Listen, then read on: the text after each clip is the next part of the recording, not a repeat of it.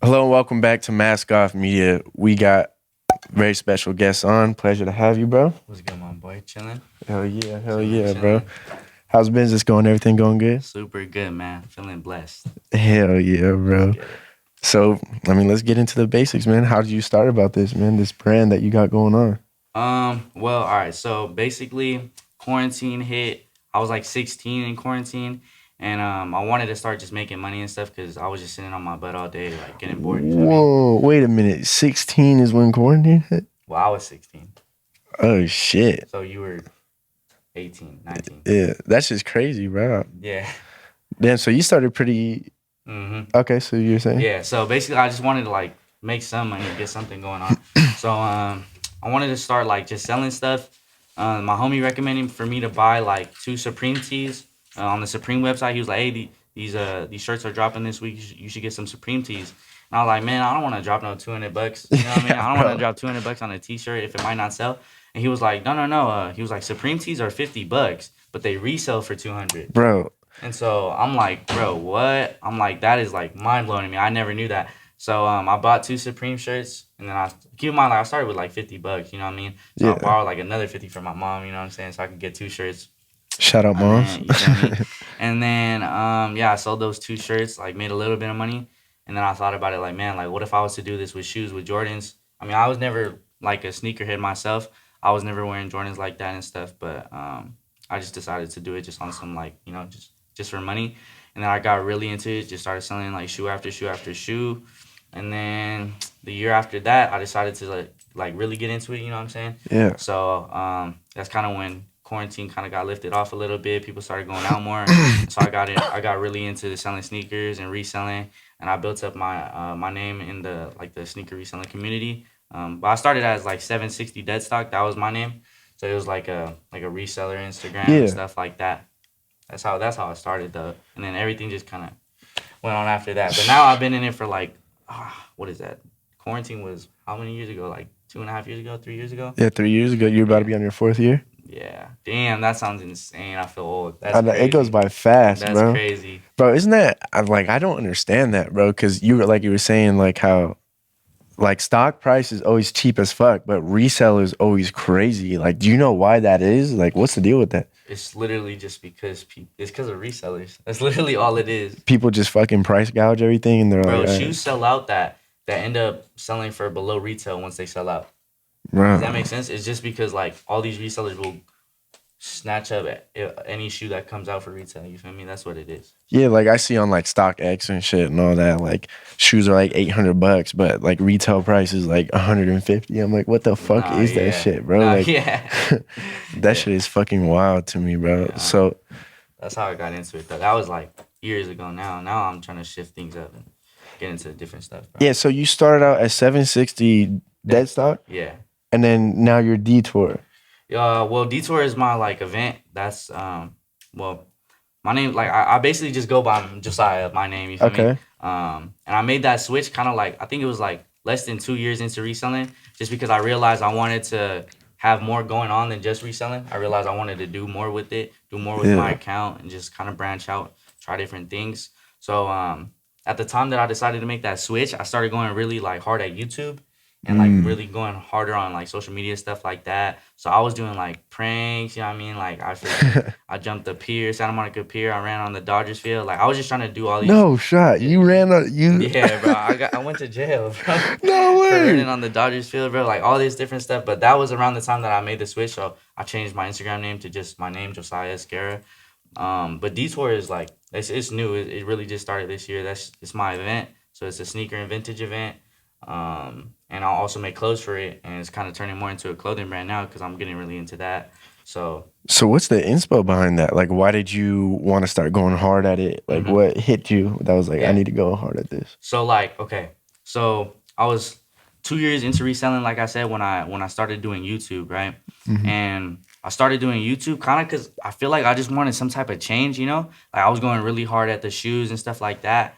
And it's not that I like accomplished everything there is to accomplish in shoes, but I just got into a really like repetitive groove, you feel me? To where like I was making good money. Like I wanted to be making that, you know what I mean? Yeah. And I was like really happy to be making that. But I literally stopped making money, started doing YouTube just so that I could have some type of things change. You feel me? Yeah. It was just getting like, I don't know, it was getting stagnant. Like it was getting boring. So that's when I started going ham at YouTube.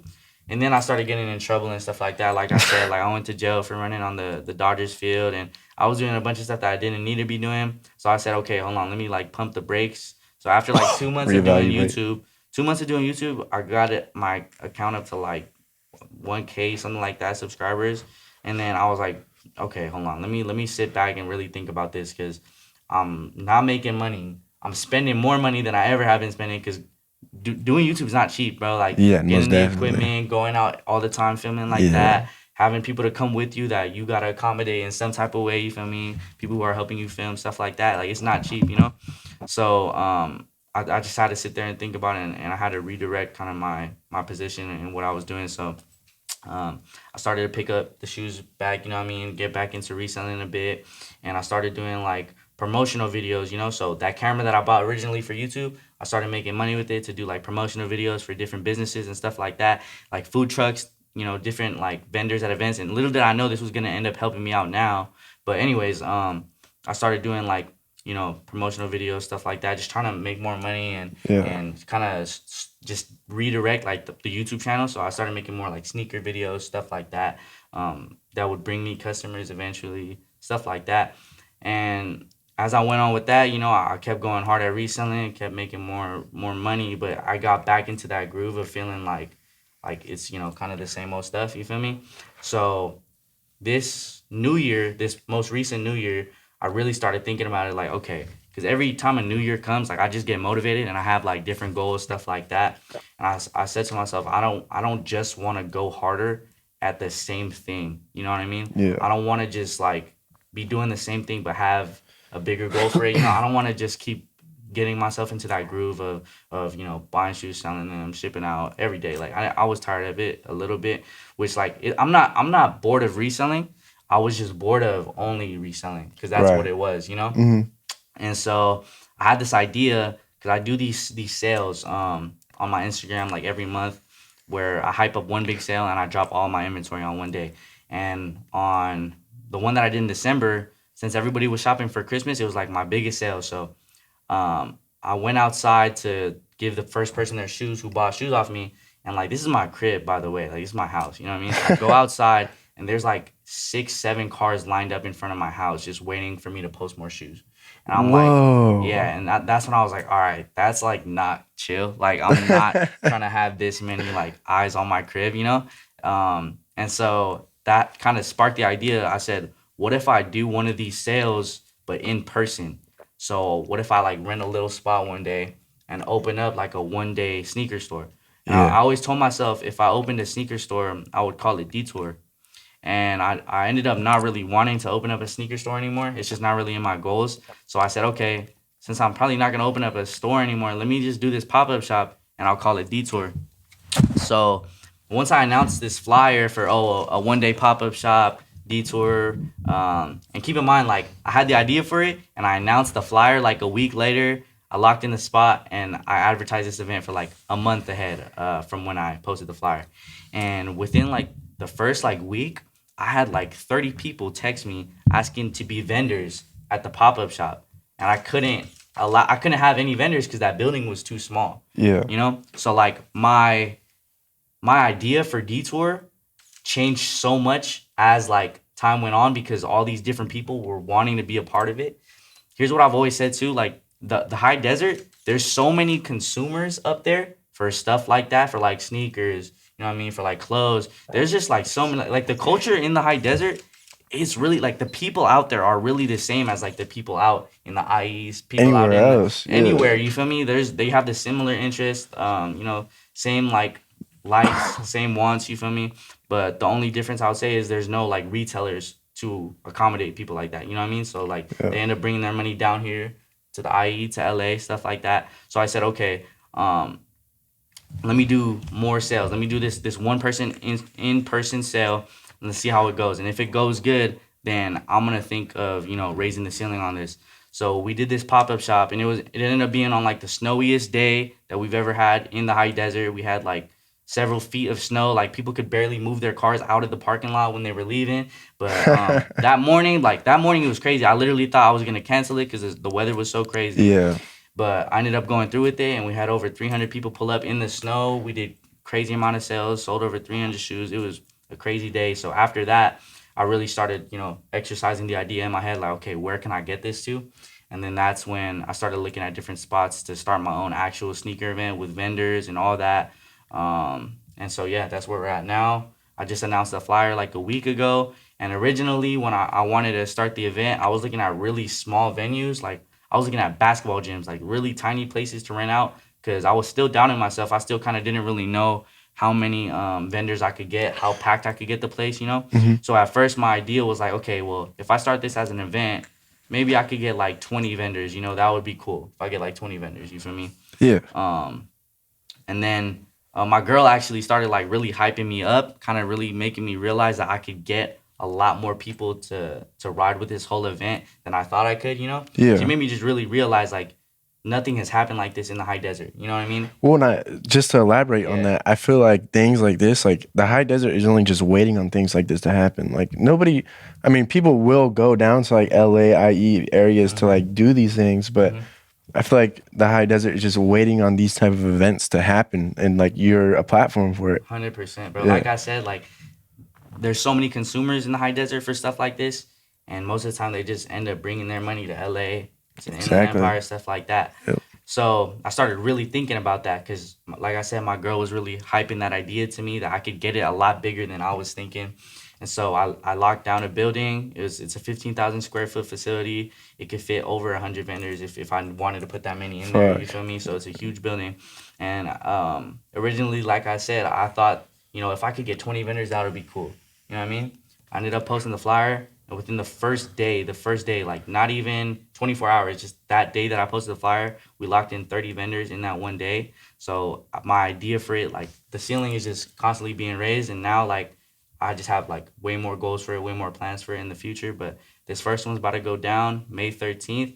It's going to be at the Victorville Fairgrounds. So it's where they host the annual county fair, the San Bernardino County Fair. Yes, sir. So it's going to be in the indoor building, like I said.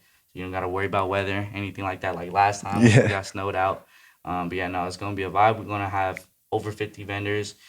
And, you know what I mean? Like I said, there's never been anything like this to happen in the high desert. So hopefully the city pops out and appreciates it so I could keep, funding something like this and keep fueling to get something bigger and bigger going on. And like I said, like people are going to hear about the high desert for the first time because of this event. There's people coming from LA to sell, people coming from LA to buy, you know what I mean? Yeah. And like what other thing would have brought them to Victorville? You know what I mean? Exactly, so that's my whole idea with it. There were places cheaper in like the Inland Empire in more like packed cities.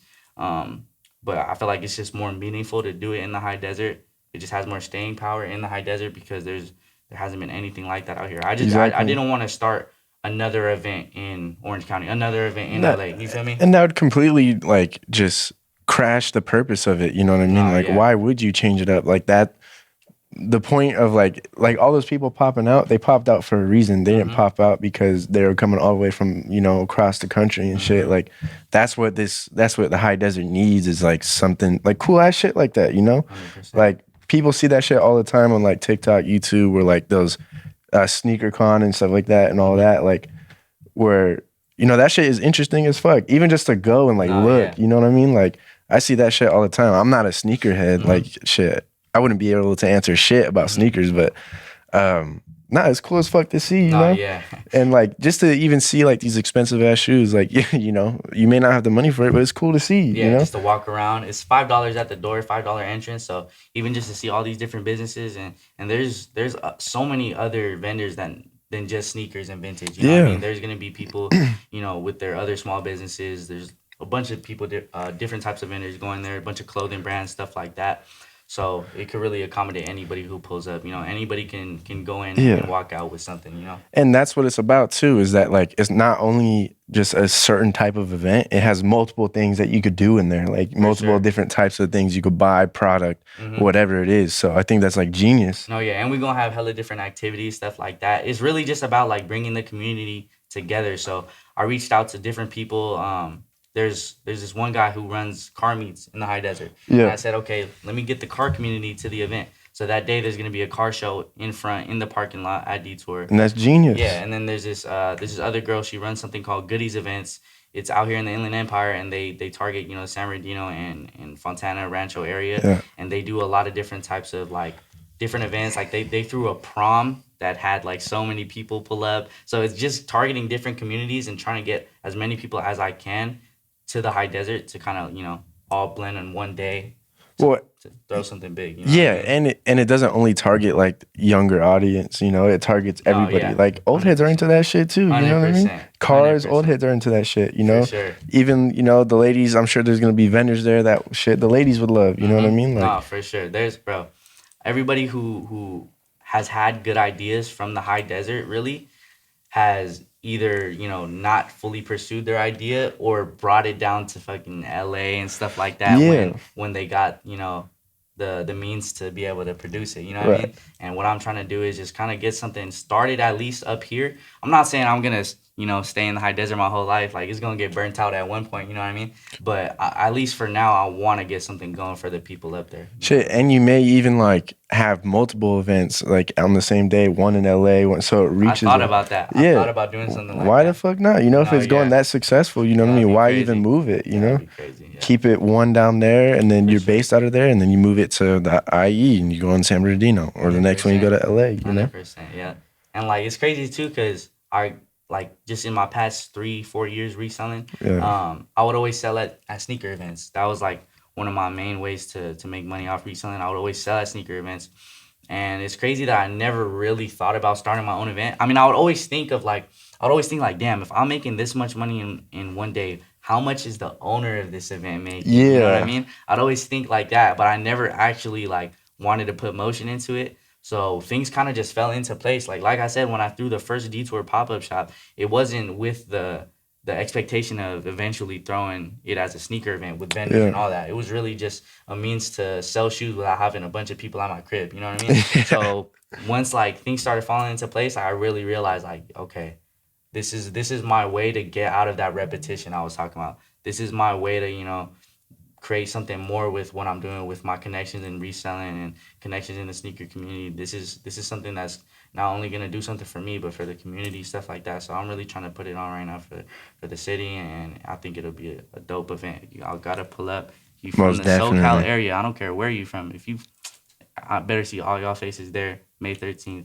Victorville, California. Hell yeah, bro. Shout that shit out. We'll be sure to fucking, stamp that. But and Maskoff gonna be there. We got a lot of ideas that we're cooking up, you feel me? A lot of different ideas on how we can incorporate a good time for y'all, how we can get a bunch of different people from the event to interact with us. So it's gonna be a movie for sure. Like nothing, I'm telling y'all, nothing has happened like this up here. Like it's gonna be different. Well, the closest thing to it is like the swap meet, but like nobody like, you know what I mean? Like, nobody like, yeah, you know what I'm saying? So most definitely I look forward to it. And I think it's going to be a great event. It'll be cool as fuck.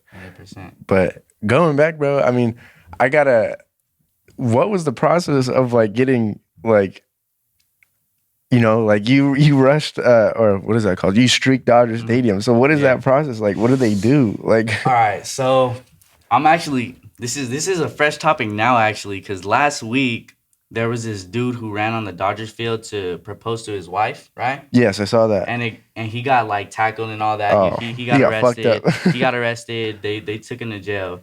But I seen on the news him talking about it. They took him to jail for 2 hours and he was let go. Bro, I was in jail for 15 hours, bro. And I wasn't in a room. I wasn't in like a holding cell with like other people and just like a phone. No, bro. Like I was in there for like 2 hours and then they brought me to a cell with another guy, like another random dude, a weirdo who was like moaning all night, bro, making weird noises, bro. Like I was in that for 15 hours, bro. And keep in mind, the officer who took me to that jail told me on the car ride, he said, don't worry, you'll be out in like a couple hours. So I'm going freaking crazy in there. I don't know what time it is. I don't know anything that's going on. I'm constantly asking a cop that passes by, like, yo, like, when am I going to get out of here? But the thing is, they're not treating me any differently as, like, all the freaking killers and weirdos in there. They put you in GP, my boy. Yeah, because by the time, like, a few hours went by, all the cops' shifts had changed, so they don't know why I'm in there. They just came into work and see this random kid in there. So I wasn't getting answers, you know what I mean? I ended up being in there for like 15 hours, and then eventually, you know what I'm saying, they let me out. But I was actually hot because of that, because when that guy said he was in there for 2 hours, I'm like, bro, what? But no, anyways, to answer your question, that I ended up running on the Dodgers field because, like I said, I was doing YouTube. And I had the idea in my head, like, all right, I'm really, like, the way I am, like, I'm really kind of, like, I want to go 100% at it. Like, no matter what I'm doing, I just want to, like, go balls deep into whatever I'm trying to do.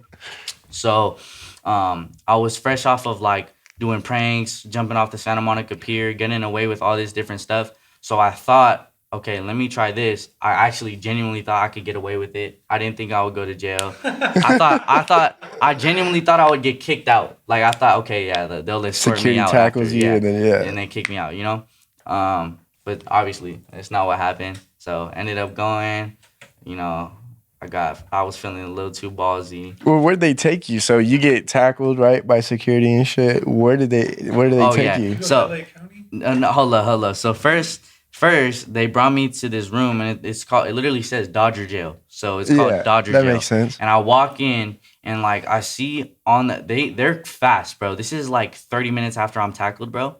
I walk in and I see on like their whiteboard a picture of, I don't know if y'all know Vitaly. You know who that is? It's a picture of Vitaly, and next to it is a picture of me from their security camera, that they printed out like on the spot. And I'm like, that is crazy. Like, damn. I was like, man, I'm going down a dark path. Let me chill out. Like I'm seeing myself next to Vitaly. The reason why he's on there is because like that's a guy who's like kind of notorious for just running on fields. And stuff. So they probably had him on like their radar or something like that. But anyways, I was in that Dodger jail, which is like, it's just a room that they handcuffed me on a bench next to. I was in there for like 2 hours. And at first I'm like, all right, they're going to let me off the hook. They'll let me go. I'm still like, I had this stupid optimism for no reason. I'm literally thinking I'm chilling still. Yeah, we're good. Yeah, and then after like 2 hours, I'm hearing them talk about which jail I'm going to be transferred to. And I'm like, all right, yeah, let me not like, let me mentally prepare myself for all this. Keep in mind, when they had tackled me, and they were arresting me, they were like pressing me, bro. Like they were literally pushing me, shoving me. There was this dude who needed me. There was like also like straight up like power tripping stuff. You know what I'm saying? 'Cause these are security guards. You feel me? And all these people are filming me because obviously I just ran on the field, and they followed me out when the security guards took me out and stuff. And I'm looking at these people with cameras, and I'm like, I'm 17. I'm a minor. Like I was saying all this crazy stuff. And keep in mind, I was 18 at the time, about to be 19. You know what I mean? So I wasn't 17, but I was just saying that so they would chill out, and so that like the people who were filming, you know what I mean, they could also like kind of tell the officers to chill out, because they were like roughing me up, bro, for real. And so after I was in there for 2 hours, and they started talking about taking me to like the juvenile hall and all this different stuff, I was like, okay, I'm gonna need to tell them the truth that I'm not 17. So once they were taking the cuffs off me and like taking pictures of me and stuff and getting my info, and then they asked for like my date of birth, I told them, I was like, okay, so like y'all know when I said I was 17, I'm actually 18. And then they got pissed off. That made them mad. So that's probably why they had me in that joint for so long, bro. So was this still the Dodger security? Jail, yeah. So no, this is a cop now. So like the cops are there now. You feel me? So who was roughing you up? The security? The security. Because they're bored, bro. Like, you got to think about it, bro. They every night, they're watching these games, and they're waiting for something to happen, bro. Bro, I would think, like, I'd make them look fucking... Oh, shit, fucking fly. I'd think I'd make them look, like, crazy, Like, oh, he said he's 17. I didn't fucking say that shit. What the fuck are you talking about? Yo, get this fucking security team out, bro. There was a bunch... There were a bunch of weirdos, bro. They're just bored. Bro, it's on site with Dodger security. You know what I mean? But yeah, no, anyways, I had to tell them my age, and then that's when they transferred me to the jail. It was LA County Jail. So. Damn, bro. And then so they take you there, and they're like, all right, we'll have you out in the field. What did they charge you with? It's trespassing. Oh, okay. Because, I mean, the Dodger Stadium, not that I trespassed the stadium, I trespassed the field. So, like, once you step foot on that field, if you're not a player, it's trespassing, technically. So, I'm banned from Dodger Stadium, and if I go back, then it would be, like, another, like, week in jail or something like that. Damn, that's crazy, because whatchamacallit? I had a friend who went to jail for like 6 months for trespassing, and like it was like an event. It was actually it was my current school, but it was the old campus, so nothing was there. And he went to jail for 6 months just for going? Well, and they were saying like vandalism and shit. I'm like, bro, this shit's already fucked up. 6 months is insane. Yeah, bro. And I guess he had to do a few months and shit. What did he do there? I guess he was like throwing the desk and shit, whatever, across the classroom and stuff. Like, but just by himself. Just he was just by himself.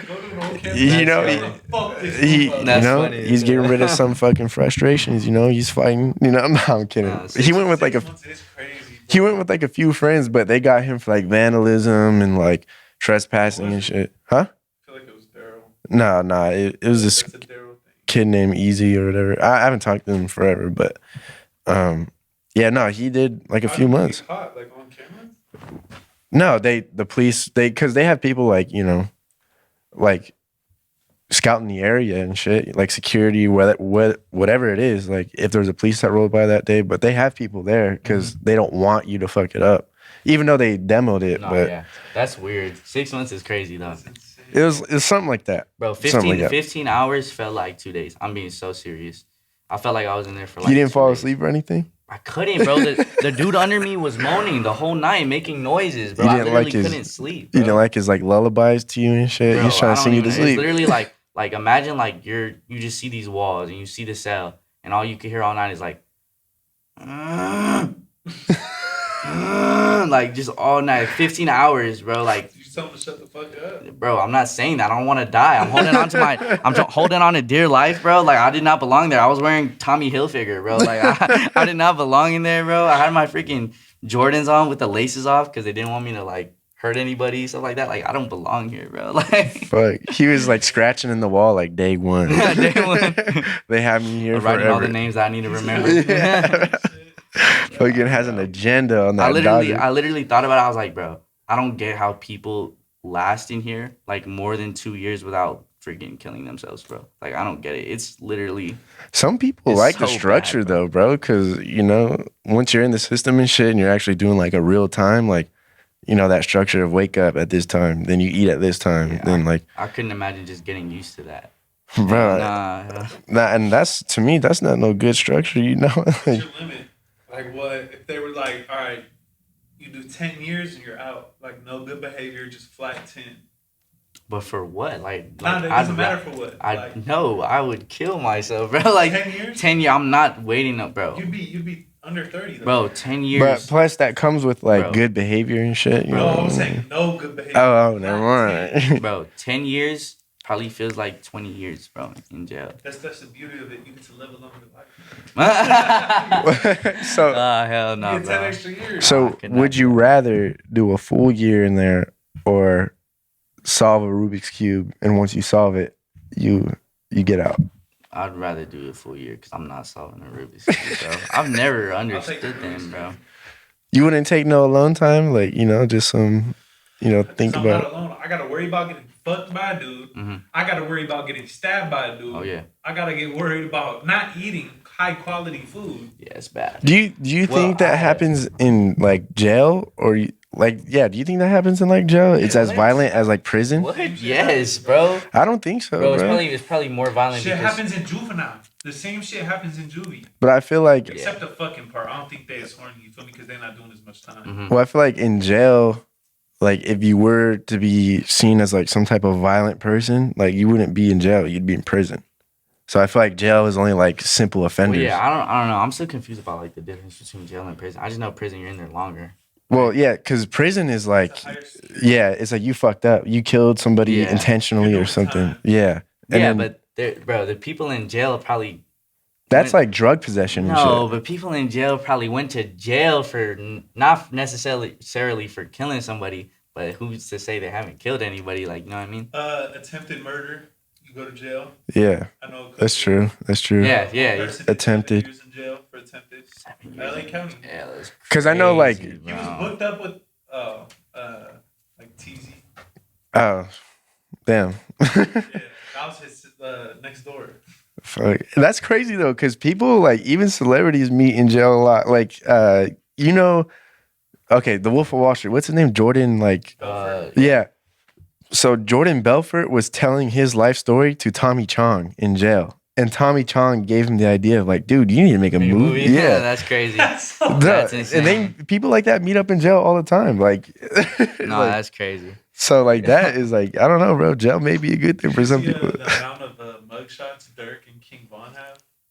The amount? Yeah. No. It was like a viral tweet, and it was like Dirk had like 25 different mugshots. She's probably straight like 30. Bro, probably literally them growing up. It's probably like yearbook photos. Like, yeah. Like year by year type shit. Like bro. yearbook photos. Dreads, no dreads, skinny, fat. Like, bro, they were saying Vaughn is like legit a killer. Like, I was like, okay, he makes music about killing. Bro, but like, yes, bro. I thought like maybe a few people, but like nah. Like they showed like how many people he killed. I'm like, whoa. Chicago's like the most dangerous city in the world. Huh?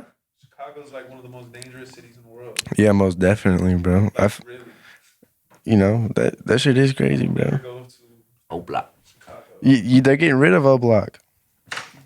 They're getting rid of it. It got bought out by some people, and they're gonna turn it into a mall or what? Amazon fulfillment center. Yeah, it probably was like Jeff Bezos. He's like, yeah, I'm just turn it into gonna Amazon. maybe put a job there or something. Amazon makes me want to kill myself. Why? Oh, you work Amazon? Bro. Well, we got a love-hate relationship. I've worked there probably like 15 times this year. This year? Yeah, because I'll go for a couple days and then quit. And they keep hiring you? Yeah. Yeah, because as long as you're being like, as long as you formally resign, they keep rehiring you. Nah, I just left, bro, and they kept. I left initially on like a leave because I was at the time COVID was big, and I was just like, oh yeah, I'm scared of COVID. I don't want to get sick, and they let you go, and then once my leave was over, they they kept calling me and they're like, hey, you coming back? And I was like, let me think about it, and then I just wouldn't like. Bro, I know hella people who work at Amazon. I feel like they hire anybody. Oh, they do. Yeah, they do. Yeah. But like, I feel like when you're someone that's really trying to do something in life, and like you're a very creative thinker, I think that place is probably worse than jail. Bro, that shit. Yeah, that shit. I heard it's like dreams. so boring. I heard it's like actually like you don't actually do that much in there. No. Is it wrong? Am I wrong? Stand still. Yeah. And you scan packages. Mm-hmm. Yeah. No music's allowed. See, I'd rather be like really busy than hell yeah. Than just same, bro. Sweeping, fucking mowing lawns, like.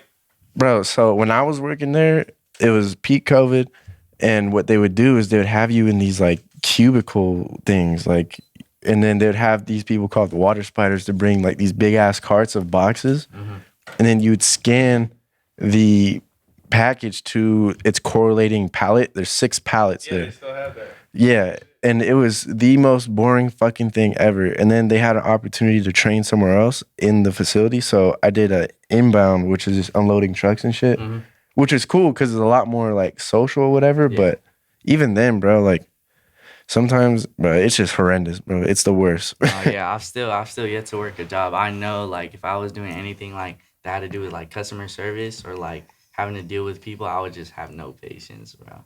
Nah, it's definitely a bit, bro. Like the construction industry, it's like working with like grown like man babies. Like they're the biggest bitches in the construction industry. Like nobody's on the same page, but it is a lot more fun than like Amazon or something. No, yeah, I bet the time goes by way faster. There's no slacking. Well, so like with warehousing in general, because I worked in Walmart DC and I worked in Amazon, and there's no like, you're just a robot. You sit there, do the same shit all fucking day. Those are the 2 jobs that I heard is like you don't really do much. Like, I heard at Walmart you could get around, like you could get away with just messing around. Like a lot of I got fired from Walmart.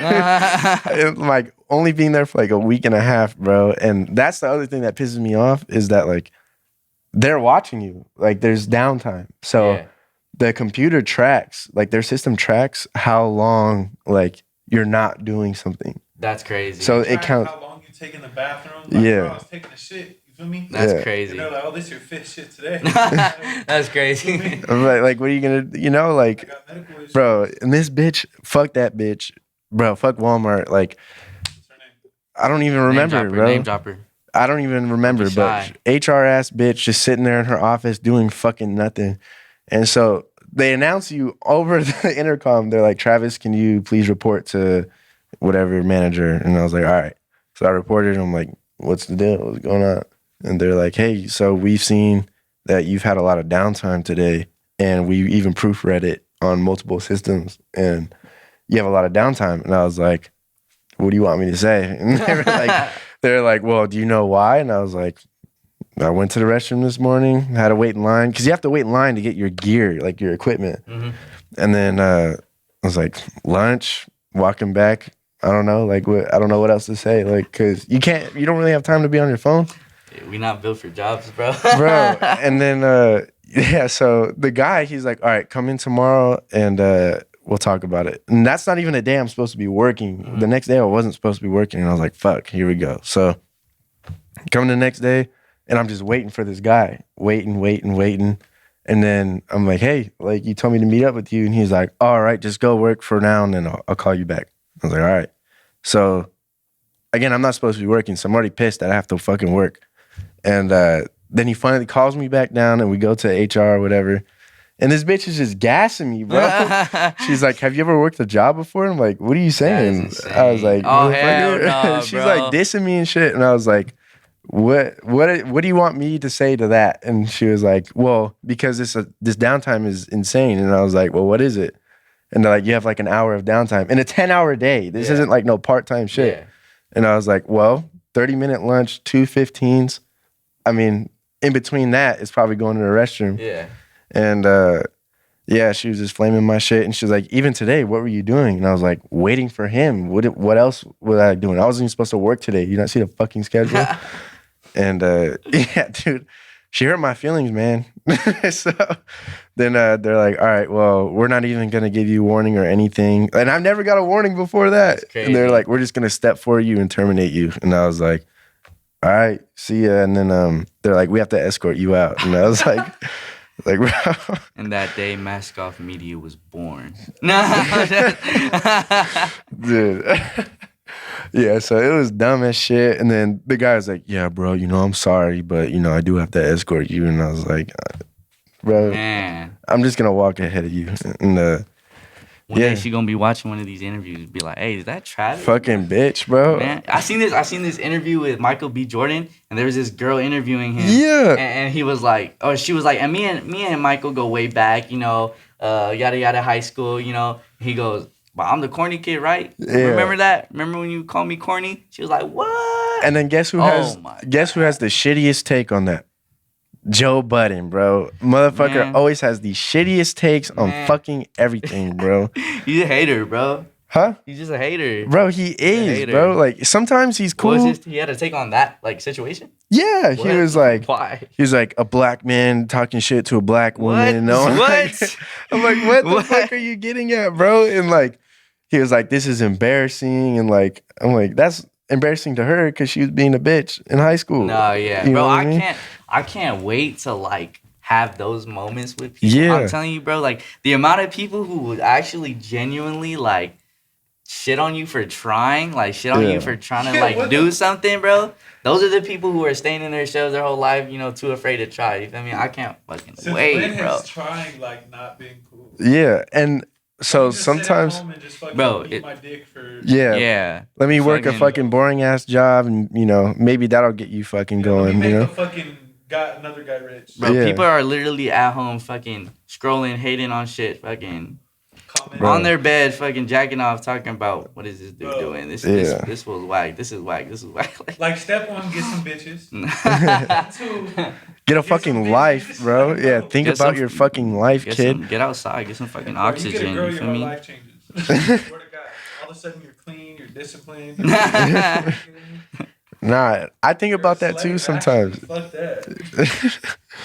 I think about that too sometimes though. Like, what if one day when I do blow up, like, how would I handle like people who I see now who aren't like supporting my shit? But like, I don't know if I want to go the Riff Raff way or the Michael B. Jordan way. Michael B. Jordan way. You know what I'm saying? Oh, remember that? That's what I'm on, bro. Wait, what you mean Riff Raff way?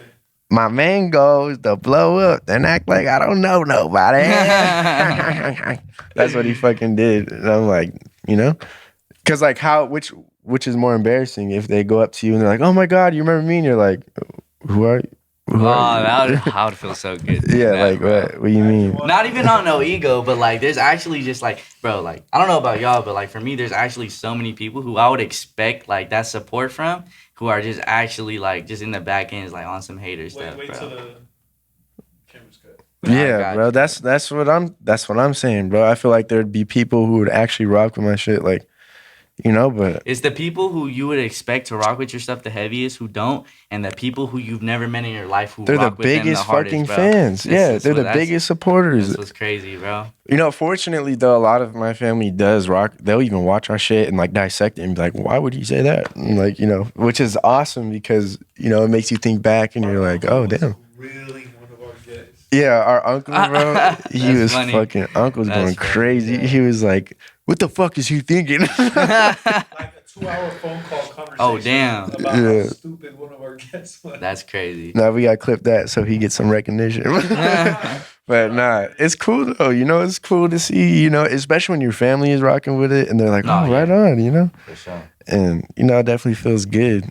But no, like bro, like at the last Detour, the pop-up shop, the amount of people who were like hyping it up to me beforehand, the people who I thought that were like gonna show up and the people who I thought would pull up, I didn't see none of them. But like all the people who I saw were people who I didn't know, bro. It's crazy. Like the people who sometimes who you think will rock with you, bro, are really just. That's funny. I even saw some of my friends there who I didn't even think they, you know. Yeah, no, that's crazy, bro. There's so many people there who I didn't know. But that's what I'm saying. Like, bro, it's really like people who. Now it's crazy because the people who I really don't know, who I've never met in real life, are some of like the people who are supporting me the heaviest, like reposting every single thing that I put out, stuff like that, buying the merchandise, stuff like that. Like it's shit. Dope to see. Speaking of which, shout out DJ Randolph, bro. He rocks with that shit heavy, bro. He's always liking my stories every time I repost our clips. Like he even hit us up and he's like, "Bro, this is different. You guys are doing something great."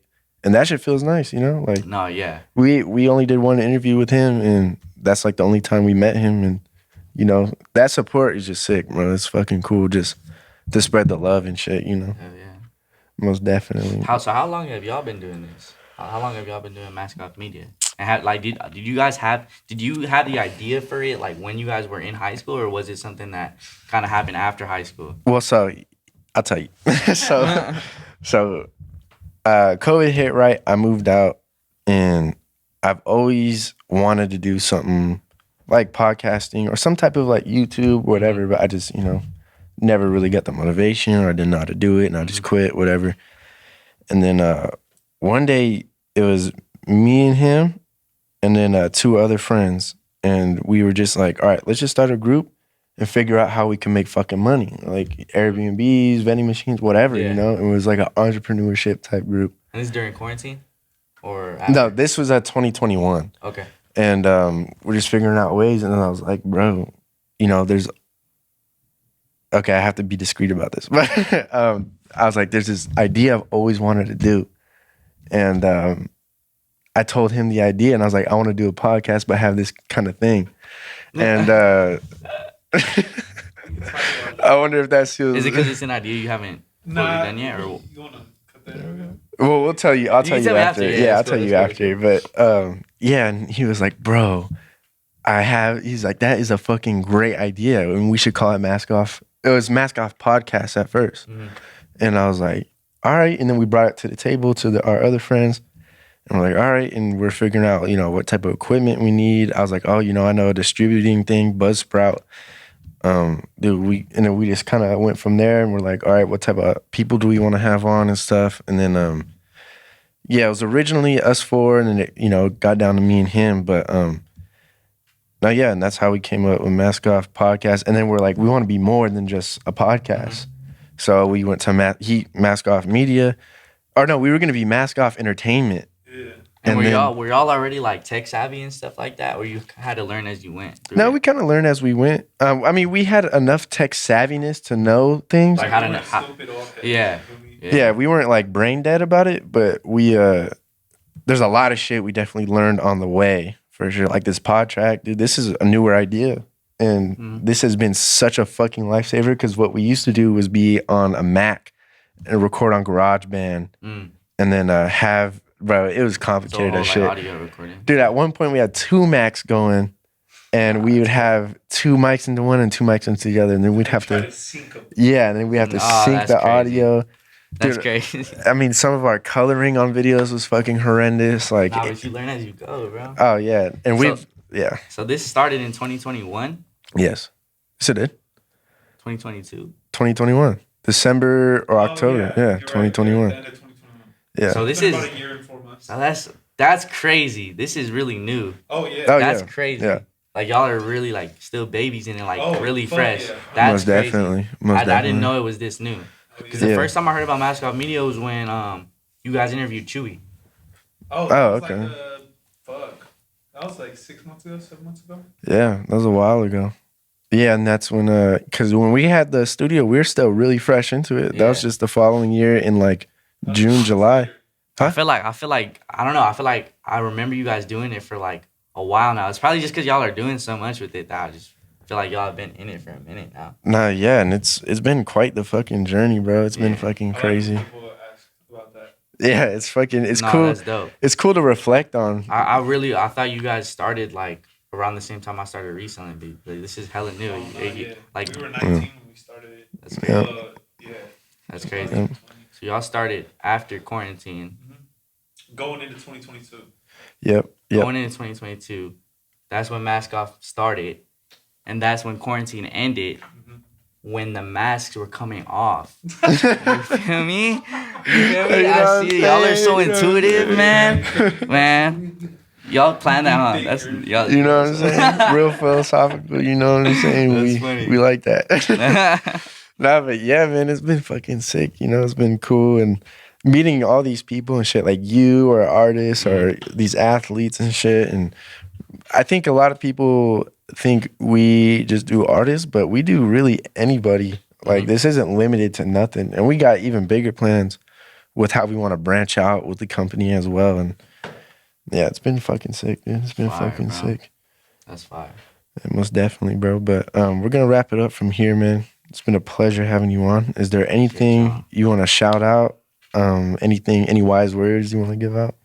I mean, just like I said, Detour, May 13th, the Victorville Fairgrounds.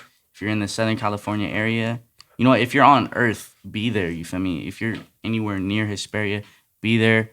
Pull up. It's going to be a dope time. Like I said, over 50 vendors. We got music. We got food. We got Mask Off Media there. Whole lot of shit going on. You know what I mean?